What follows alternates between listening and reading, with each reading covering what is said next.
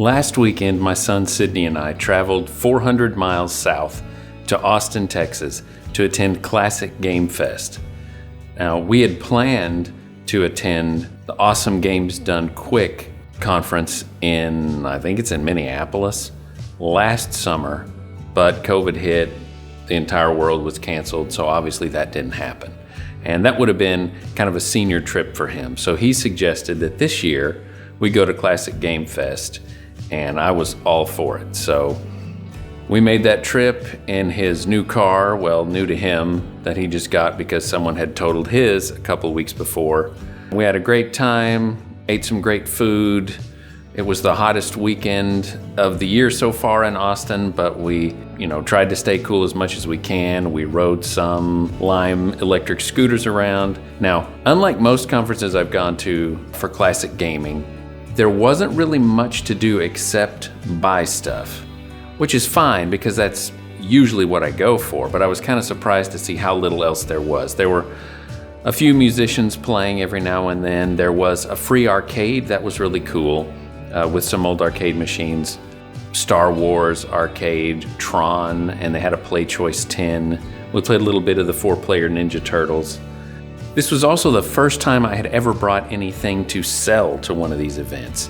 And recently I'd been cleaning out some of my storage in my garage, and I found a box of old game boxes, particularly Super Nintendo boxes that I didn't even remember I had. And some of them were for games I don't own anymore. So I didn't really see the point in owning or displaying boxes for games that I don't own. So I took about a half dozen of these down there, a few old duplicate NES games and Super Famicom games and whatnot. Really, the boxes got me the most money. I traded 5 or 6 boxes, particularly probably this box for Sparkster, which I was the original owner for, so it was in mint condition. And they gave me like $300 just for these boxes. So that was really cool, which pretty much paid for everything that I'm about to show you. So let me show you what I got. Okay, so let's start off with the Super Famicom games that I got.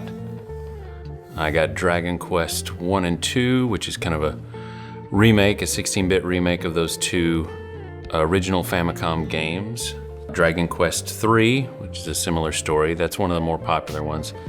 This is a great one on the NES and the Famicom.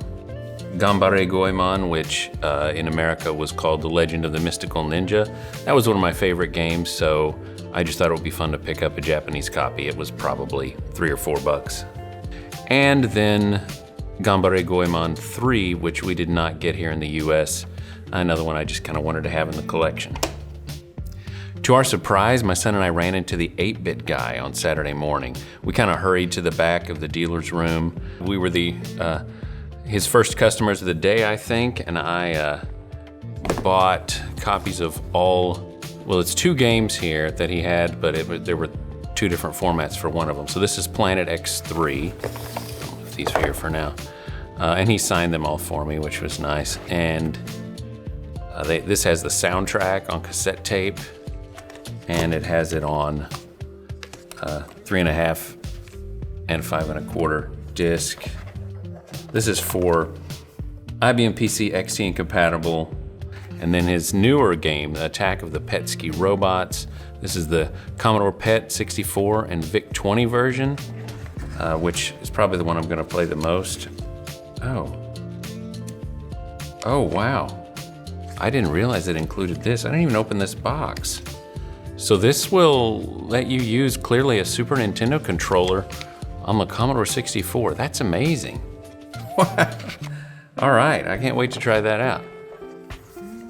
And then Attack of the Petsky Robots for the Apple II, IIe, 2 Plus, 2C, and 2GS. My son and I will probably be playing it on his 2GS for the most part. Yeah, and there it is. So, very cool. Nice surprise to run into him there. This is something that my son picked up.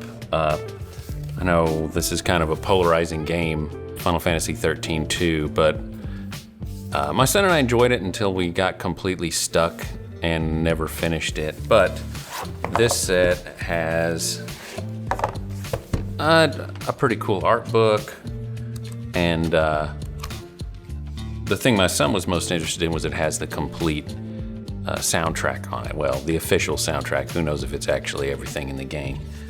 One little thing about the conference is they gave every attendee a physical copy of Ready Player One, which is cool.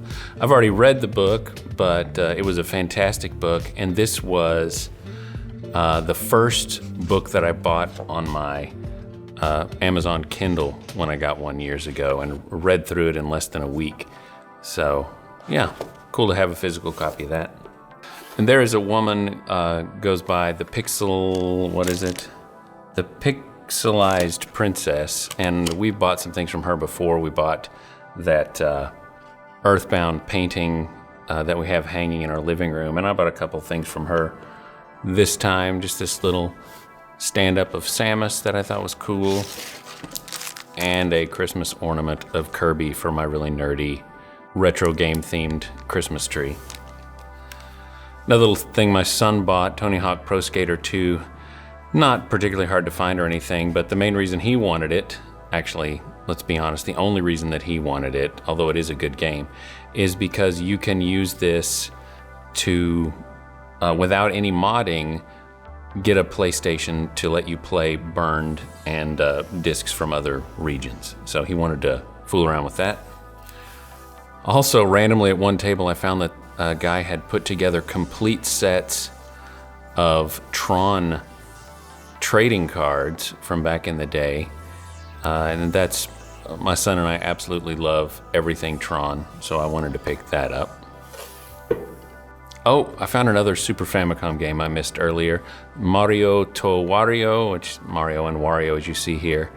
A friend of mine, George, told me that this is actually a Super Nintendo mouse game that was only released in Japan, so that'll be interesting to check out. I got a few original PlayStation games. I had a copy of Chrono Cross.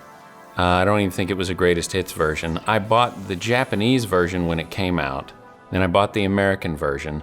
I'm not entirely sure what happened to the American version, so this was only 15 bucks. You know, they still apparently press these and sell some of these PlayStation Square games. So I bought this new. It's slightly damaged, but yeah, I mean, I took the wrap off of this and it's brand spanking new. So this is a game that I have started several times and never finished.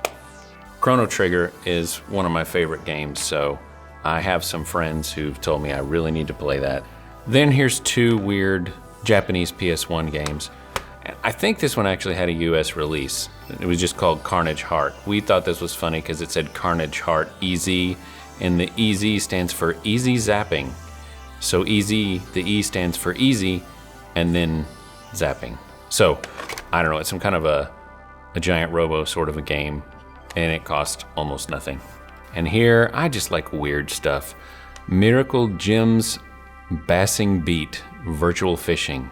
I haven't even really been able to find anything out about this online, but I like fishing games and I like obscure Japanese games, so this was an easy buy for me. Okay, so there were a few gaps in my Super Nintendo collection that I've been wanting to fill, and some of these games are games that I've previously owned, and when I was a teenager, I pawned them off. So let's see what we've got here. ActRaiser 2, everything you didn't love about ActRaiser and none of the stuff you did love, but I could barely remember how it played, and I kind of wanted to give it another shot. And I love Enix games, so I just kind of wanted this back in the collection. It's not super expensive. Brainlord, another Enix game that I really, if I played it, I don't remember playing it, so I'm gonna have to check that one out. Equinox, which is the sequel to Solstice from the NES. You can see the front of this is really scratched up, but hey, spine label is in pretty good shape, and that is all you'll see when it's on my shelf. I didn't want to pay some of the prices that others were asking for this, so I found a copy that was a little messed up, and the person only wanted 20 bucks, but I remember it being pretty weird, but I wanted to give that one another shot as well. I bought this on accident. I was just holding it to say to my son, what in the world is this? And I forgot I was holding it when I went to ring up stuff, and then I noticed later that I had it. So We will find out what Dream TV is. I'm sure that it's probably a terrible platformer, but I really have no idea. And Uniracers, which I have never owned, but I've seen some people speed running it, and it's just a fun little racing game, side-scrolling, and two people can race against each other, so that will cost almost nothing as well. Now, I had no expectations going in to buy a bunch of Sega Master System games, but here we are. Usually when I'm at places and people are selling Sega Master System games, all they have are the same games that are sports games or light gun games and things that I already have that are just not particularly any good. But I found some unusual ones this time. So one that I picked up was this Cloud Master, which seems obviously to have originally been Journey West of Monkey King sort of a game. And I love here on the back, standing against him are more wacky, zany creatures than you can shake your chopsticks at. Okie doke. Yep, Mike Chen. So this isn't really complete. There's no manual, but it's got the case, so that's cool. And King's Quest. I had no idea there was a version of King's Quest for the Master System. I love the old Sierra games, so my son and I are just like, we've got to pick this up and see how in the world you even interact with the world with just a Master System controller. And Double Dragon, this was a cheapie, but the NES version of Double Dragon isn't particularly faithful to the arcade, so I kind of wanted to see how close this one was. Choplifter, honestly, I did not check my list of my collection, and I already have a boxed copy of this, so I'm gonna have to get rid of it. But Choplifter was a game that I loved on the Apple II when I was a little kid. And finally, Wise. It's actually Ease, of course, but they accidentally put an apostrophe on the label. It's not on the box that way, but I didn't buy it with the box. There was a dealer who was selling a boxed copy of Ys Vanished Omens for the Master System at the convention, but he wanted $120 for it, and that was a little tough for me. I have a personal rule to not spend more for a game than it cost when it was new. So I found a loose copy for 55 bucks and picked that up. You know, if I considered inflation, maybe $120 isn't really that bad for a boxed copy of Ys, but I have a lot of other different versions of it, but now I can actually play it with this copy, so I'm happy with that. And as usual, I bought a bunch of Famicom games, which it seems that almost nobody else is actually collecting when I go to these events, so they're always just there for me to pick through. So we have Ultraman Club 2, Kaite Kita Ultraman Club. I really don't know anything about it, but I thought the cover looked awesome, and I love these old SD Gundam and Ultraman games like that. Bird Week. I feel like I've heard something about Bird Week, but I haven't tried it yet, so I'm not sure what I'm getting into. Urban Champion. I like collecting the original Famicom versions of some of these first released NES games. I like the art on the cover. And again, these are so cheap that you're really not setting yourself back just to put them on a shelf. In the same vein, here's baseball. Final Fantasy III, which I was surprised I didn't already have a copy of. I do have Final Fantasy 1 and 2 in the combo cartridge for the Famicom.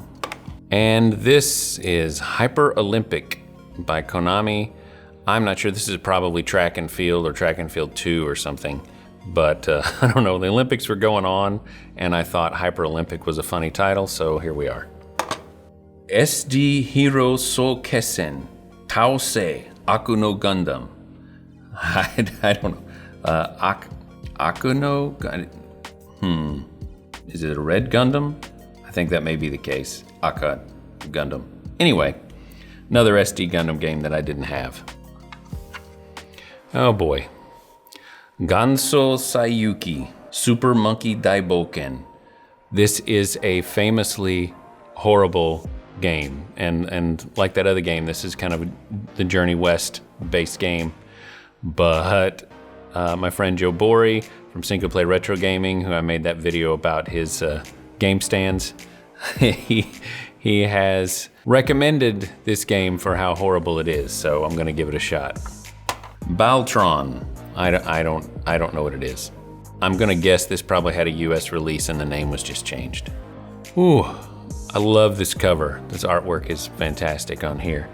This says, Karakuri Kengoden Musashi Lord, Karakuri Jin Hashiru. So Musashi Lord, it looks like Lord, but it's Musashi Lord. It's just written the same way.